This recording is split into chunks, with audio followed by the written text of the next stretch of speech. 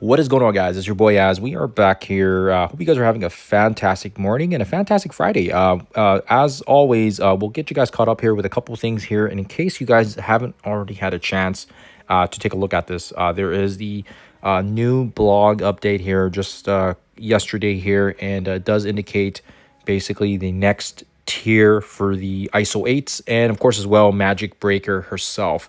So it's going to be the orange ISO 8. We've already seen this in the data mines. We've seen hints of it as well in some of the other stuff throughout the game, and yeah, it's finally happening, right? It's going to be coming, looks like early September.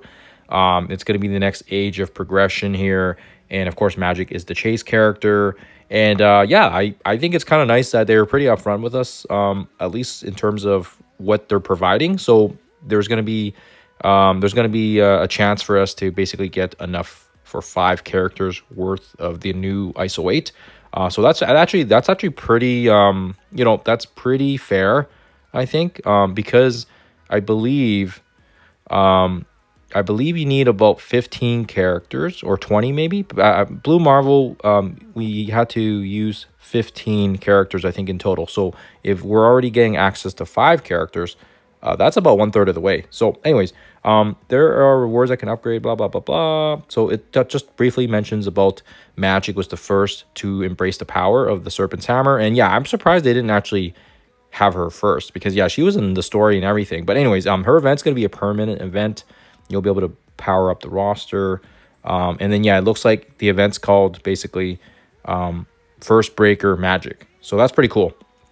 As you prepare your roster, you'll complete achievements by equipping characters with the level gear, the new ISO 8, and these will reward basically her shards. So that's how it's going to work, basically by equipping characters with those. And I imagine, right here, see, it says to complete them, you need to equip 15 characters. So right off the get-go, guys, I don't know if you're happy or not happy about it, but I mean, they're pretty upfront with us on what it requires. And for us to bring 15 characters up, really, I mean, you might as well just say 10 characters, because they're giving 5. They're giving 5 to us. So literally that means that we just need to bring 10 characters up. So I think in the general sense of previous Dark Dimensions and other chase characters, 10 characters is pretty reasonable, at least from my take anyways. I think they are trying to learn, and I think the important thing here is to see how much of the orange ISO we will get from, whether it's leaderboard events or how we will be getting it. But yeah, I mean, it could very well be,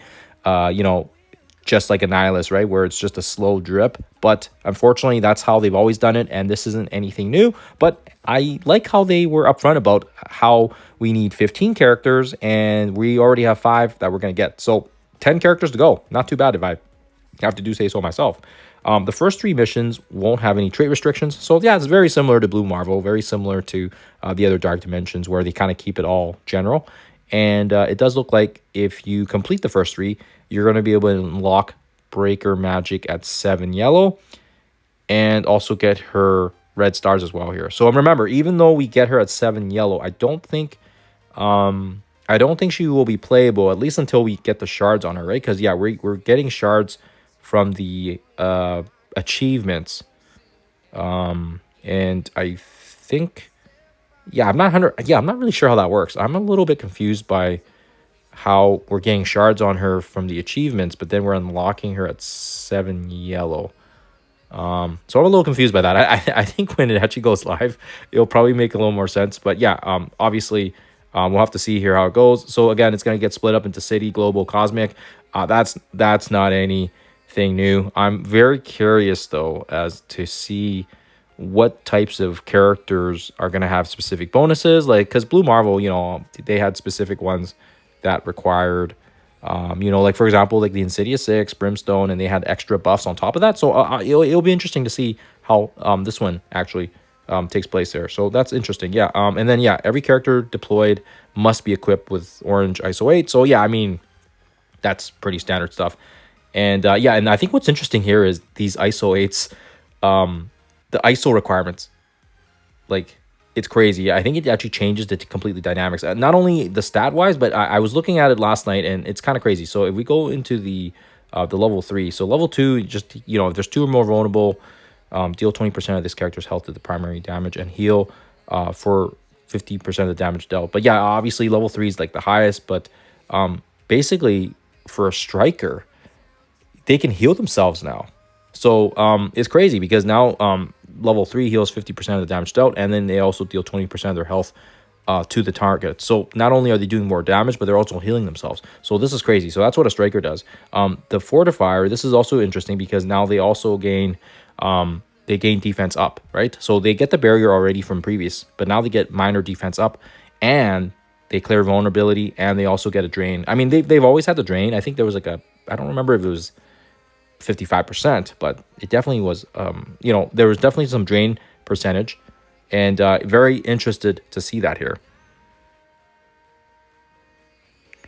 Okay, so just gotta keep moving along here. Healer is also very interesting because yes, there's also the increased stats, but now they actually let me just scroll down to the level 3 here. So again, primary target. So they're gonna apply regeneration to the ally. They're also gonna heal that ally, plus clearing the bleeds. And if the target has 2 or more, they can flip the vulnerability to regeneration on self and all allies. And when this character uses their ultimate ability, they can also clear vulnerability on self as well. So yeah, I mean, more damage, more healing, flipping bleeds. Yeah, this is nice. I don't think this flipped the bleeds before. I'm gonna have to check in game here. I don't believe it flipped the bleeds and the vulnerabilities before, but yeah, it just basically makes the healer even more of a healer role. I actually really like the skirmisher one here too. The skirmisher does something really cool where it actually flips the positives into bleeds. So we'll go into the level 3. So again, they're going to flip 2 positives into bleeds, gain 50% focus, and then apply 2 vulnerability. So that's not anything different, but yeah, I thought this was really cool that they can flip the positives now, which we always cleared, right? We cleared the skirmishers are always clearing the positives, but now you're flipping it into bleed. So that's pretty cool. I like the bleeds, especially with the Scorpion Breaker. And then Raider, yeah, Raider I think is a very popular one because a lot of people always have Raiders, but yeah, active ability hit, 50% chance bonus attack the target with.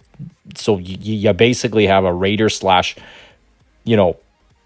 striker now. So he can, when they use their ability, they get a 50% chance of bonus attack the target, and then they can also apply the vulnerability like they always done. But yeah, like, wow, this is crazy. Yeah, these are going to be very interesting to see how it shapes into the, it's gonna change everything, right? Obviously, anytime there's new gear tiers and new ISO levels, it's always interesting to see what it does, right, to the impact of the game here. So anyways, yeah, that's it for that. We'll quickly jump into the blog as well here. There was the blog as well regarding the Iron Raiders, in case you guys might have missed it. Yeah, this is the new raid team. I'm not going to talk too much about it other than the fact that just, hold your horses. Don't level these guys up until we get to some actual gameplay. But yeah, hopefully that makes sense. There is also some details regarding the Fractured Dimension and Blade Tower that's coming in today as well here. Yeah, just so you guys are aware, right? It is coming today. The Fractured Dimension is really nice because we're going to be able to get another shot here on some Storm Mighty Shards. I think that's going to be really helpful for people that haven't been able to get the shards on her. So that's nice. And then those are the gear tiers. And I like this part because they don't necessarily gate it so that you can't play it if you're lower levels. Obviously you can't do the higher ones up until until your higher gear tiers, but I wanna say I hopefully maybe this this particular Fractured Dimension will be similar to some of the other ones we have right now going in game here, like for example like the Redacted Dimension, where it stays in a little longer, so it gives people access to this even though they can kind of work towards it, right? So hopefully that's the case. Hopefully that is the case and they can keep it there. I don't think it says that it's leaving anytime soon, so hopefully fingers crossed that it sticks around. And yeah, up to 300 shards, and it looks like we got some purple L4s, L5s, some training orbs and more. So hopefully there's some good stuff going on here. So yeah, there's some of the other events, but yeah, I think the important one here is the Blade Tower. If you guys haven't already checked in game, you'll basically need to just do the first 6 cells on the most highest level difficulty on Omega, and I'll get gameplay out for you guys as well here today. But yeah, that's going to be able to get you, like, holy crap, like a lot of shards, very similar to the Quicksilver symbiote from the last run of it. Hopefully yeah, you guys are able to get through it. Like I said, I'll get some gameplay videos, and I'll try to see if I can maybe work up some variations as well here that will be hopefully free to play friendly.